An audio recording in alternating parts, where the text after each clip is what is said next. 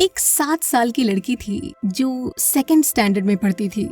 आज उसका English recitation का टेस्ट है। इंग्लिश एक ऐसी भाषा है जो उसकी फैमिली में कोई भी नहीं बोलता, ना उसके मम्मी पापा, ना उसके भाई बहन। लेकिन वो एक इंग्लिश मीडियम स्कूल में पढ़ती थी और वो भी एक टॉप स्कूल था उस सिटी का। तो सब एक्सपेक्ट करते थे कि वो बहुत फ्रीक्वेंटली इंग्लिश बोलेगी। इन सभी एक्सपेक्टेशन की वजह से वो लड़की बहुत डरती थी। उसको लगता था कि इंग्लिश बोलना उसके लिए नामुमकिन है। उसको सच में इंग्लिश बोलना लिखना बहुत मुश्किल लगता था। English was like an alien language for her. Recitation का टेस्ट शुरू हो चुका था। उसका दिल बहुत तेजी से धड़क रहा था। अपनी तरफ से वो पोयम बहुत अच्छे से याद करके रखी थी, लेकिन इंग्लिश था इसलिए उसे बहुत डर लग रहा था। फाइनली उसका नंबर आया। उसने धीरे धीरे मंच की ओर कदम बढ़ाना शुरू किया। उसका दिल इतनी जोर से धड़क रहा था कि मानो उसका दिल बाहर आ जाएगा। उसके माथे से, उसके हाथों से पसीने छूट रहे थे। उसने अपना पोयम याद करना शुरू किया, लेकिन ये क्या, वो बार बार हकला रही थी। वो वर्ड्स भूल रही थी।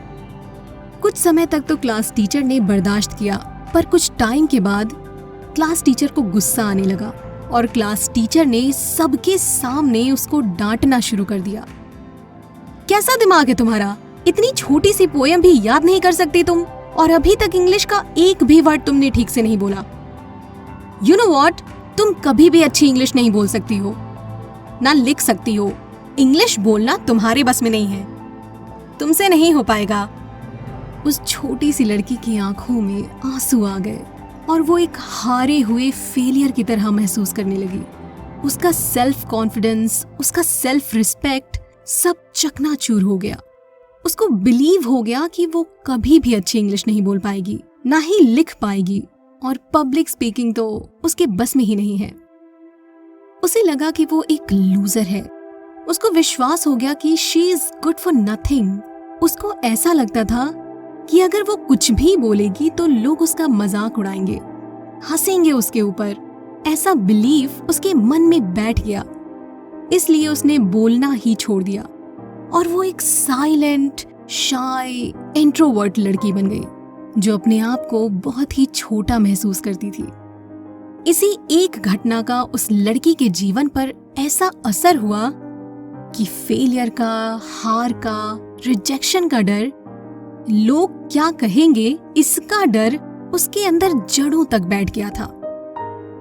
जिस लड़की की कहानी मैं आपको बता रही हूँ वो और कोई नहीं, रिंकू सावने है, जो कि एक सक्सेसफुल एंटरप्रेन्योर, पब्लिक स्पीकर और राइटर हैं।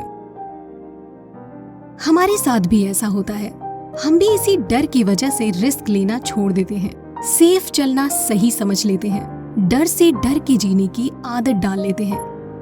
हमें लगता है कि रिस्क नहीं लेना चाहिए, अगर रिस्क लिया तो फेल हो जाऊंगी, और फेलियर से बहुत डर लगने लगता है। ये फियर्स है ना, कहीं बाहर से नहीं आए हैं। ये जो डर है ये हमारे आसपास के एनवायरनमेंट से आए हैं। कितनी बार हमने सुना होगा, यू नो, ये तेरे बस का नहीं है, तू और क्रिकेटर भूल जा।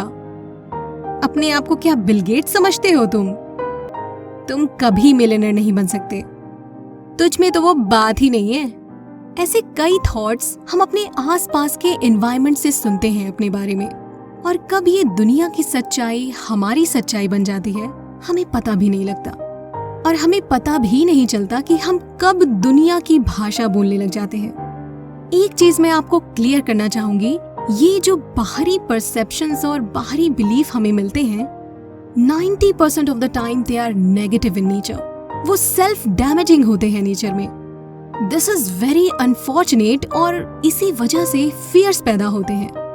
अगर ये नेगेटिव बिलीफ्स नहीं होते तो कोई फियर्स नहीं होते। ट्रस्ट मी, कोई फियर्स नहीं होते।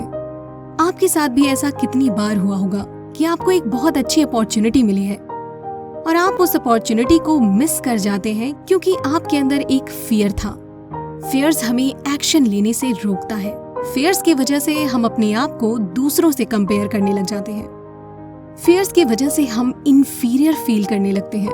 हमारे फियर्स हमें एक्शन लेने से रोकते हैं। It stops you from taking action. Comment करके बताइए कि कौन से ऐसे डर हैं आपके अंदर जो आपको रोकते हैं वो करने से जो सच में दिल से करना चाहते हो। अगर आपको वीडियो पसंद आई हो तो इसे लाइक करें और नए वीडियो की अपडेट पाने के लिए सब्सक्राइब करें। Thanks for watching.